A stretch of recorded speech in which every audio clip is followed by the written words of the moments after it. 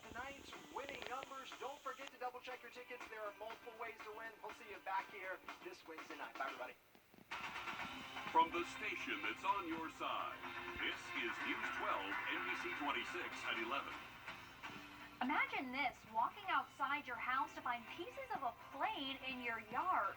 That's exactly what happened in a Denver neighborhood. Multiple lawsuits now in the deadly nitrogen leak at a Gainesville plant. Why the victims' families want to hold a gas company responsible. But first, if you missed us at 6 o'clock tonight, we want to take a moment and say welcome to our new digs. It was a long time coming. We are so excited to finally be here. Absolutely thrilled to be on your side, bringing you local news at our very first day at 1226 Gray Way. Yes, very happy to be here.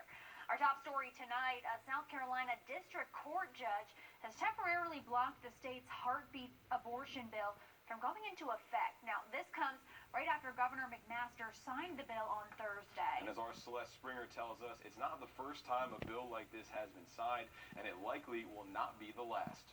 For South Carolina Representative Melissa Oramus, this bill isn't just a law, it's personal. I was in high school and got pregnant when I was 16. She says her daughter, now 25, is a testament to how motherhood is possible, even in the most difficult of situations. I just have to take responsibility for what I've done in my life. And, you know, sometimes it's hard and you just have to work a little bit harder. But immediately following Governor McMaster's signing of the bill, Planned Parenthood sued. A day later, a U.S. District Court judge temporarily blocked the bill. A 6-week ban is very early. Just to put that into context for you, that's roughly 2 weeks past in this period. That is well before many of our patients know that they are pregnant. In 2019, Governor Brian Kemp signed a similar bill that was later deemed unconstitutional in the summer of 2020. I expect the challenges to continue in all the states that have passed those types of laws. Vic Hawk with Hawk Law Group says bills like these will probably continue to be passed, as conservative lawmakers hope one will make it to the Supreme Court and change a precedent not only just for South Carolina or Georgia, but nationwide. Though he says whether it will actually happen is difficult to say. It's obvious that the Supreme Court has now a majority of conservative justices, but whether they will agree to reverse such a long-standing precedent is up for grabs. Celeste Springer on your side. Planned Parenthood tells us no bill this restrictive has ever been held up, and attorney Vic Hawk says the Supreme Court has refused to review decisions made by circuit judges deeming similar laws unconstitutional. For now, though, of course, it's just a wait and see. All right, now we're going to send things to you. All right, thank you, Anthony. This evening, the coroner releasing the names of 2 people killed in a crash that happened in Augusta this morning. 39-year-old Annabelle Rosa and 41-year-old James McEnroe died at the scene. It happened on Mike Paget Highway near Alden Drive, just past Hepzibah McBean Road. The coroner says McEnroe's vehicle crossed the center line and hit Rosa's head on. Rescue crews were able to extricate both drivers from their cars, but the coroner did pronounce them dead at 3:30 this morning. New tonight, the U.S. Air Force has released more information about 2 pilots killed in a plane crash. Officials say a student pilot and instructor flew out of the Columbus Air Force Base yesterday in Mississippi. The plane crashed around 5:30 last night in Alabama near the Montgomery Airport. The military is not naming the victims yet out of respect for the families. What we do know, the student was a 23-year-old from Japan, the instructor just 25 years old. Well, imagine hearing a loud boom and then finding a giant piece of plane in your backyard. That happened today for a few folks in Colorado. Shortly after takeoff in Denver, a United flight had engine failure, dropping debris from the sky. Parts landed in the streets, yards, even a ball field. One man says he thought the whole plane was coming down. As soon as I got a clear look at it, I could tell it was the front end of an engine, a jet engine. And my first thought was that the whole plane was coming down. Because, you know, you just don't think that that big of a hunk of engine is going to come off. Luckily, no injuries on board or on the ground there. The National Transportation Safety Board is investigating. 2 wrongful death lawsuits have now been filed. after a liquid nitrogen leak killed 6 people at a poultry plant in Gainesville, Georgia. The lawsuits call for Messer Gas to be held responsible in that incident last month.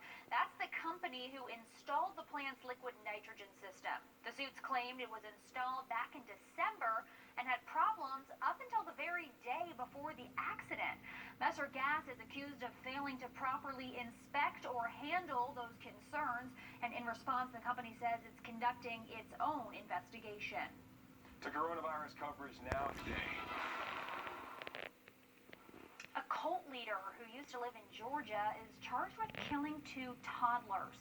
Now she's expected to spend the rest of her life in prison. Anna Elizabeth Young ran the House of Prayer cult in Gainesville, Florida. She was sentenced to 30 years behind bars.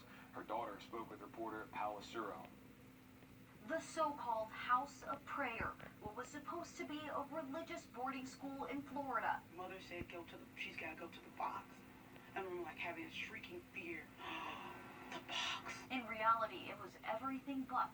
It's in these rooms where Anna Elizabeth Young did the unthinkable. Beatings and whippings and starvations and being boxes and eat cow manure. Her daughter, Joy Fluker, reliving those traumatic events that began in the 1980s and spanned through the early 90s. In those years, these faces were some of the many who were starved, burned, whipped with extension cords, and some, like toddlers Iman Harper and 2-year-old Katania Jackson, murdered. I heard her screaming in the next room over, getting a spanking, and it was intense, and then all of a sudden the crying stopped, and then all of a sudden everyone rushed in, and I thought she was dead, because they rushed her out, and I just saw her limp body. And now they're getting some justice. Joy turned her mother in back in 2016, eventually leading to her arrest in this Marietta home. That's what sparked more investigations and led to Anna's second murder charge. Those are things I can't live with, because I feel like if I live with those, then I'm just as guilty. This is what I'm ashamed of. This is my life sentence. Joy's mother has been in jail since, and now expected to be forever after being sentenced to 30 years in prison. Tough story there. And tonight we're learning former President Donald. The upper 60s as well as the low 70s. A chance for some additional showers as we go through Friday and Saturday. Temperatures a little bit cooler, right around 63 on Friday, 55 to start next weekend. Guys, back to you. All right, thanks, Anthony. To sports now, AU head coach Dick Mitras goes for a career milestone, plus South Carolina high school playoffs. That and much more coming up next. But first, as we take you into the break, here's a live look from the U.S. Capitol and a check of your winning lottery numbers. Stay with us. We'll be right back.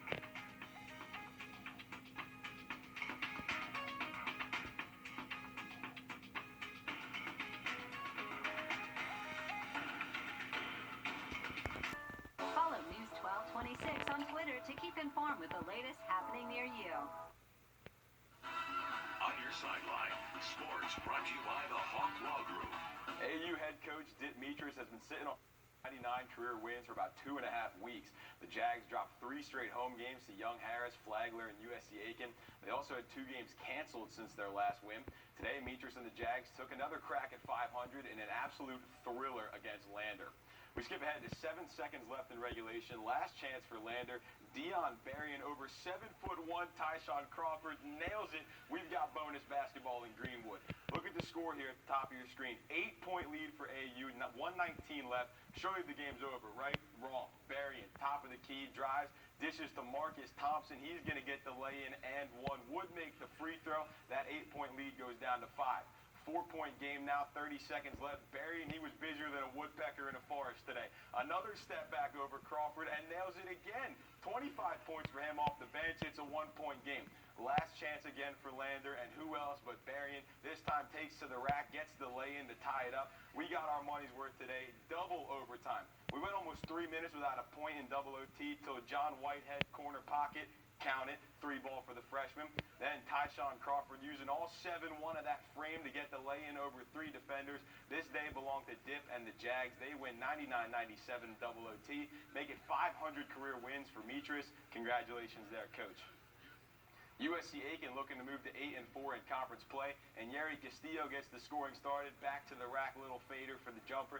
But things did not start well for the Pacers. Holden, red part for Francis Marion.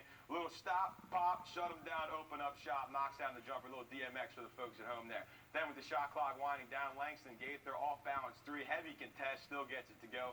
Gaither played like a $2 steak today. That's tough basketball. Beautiful floater there, and he gets that one to go.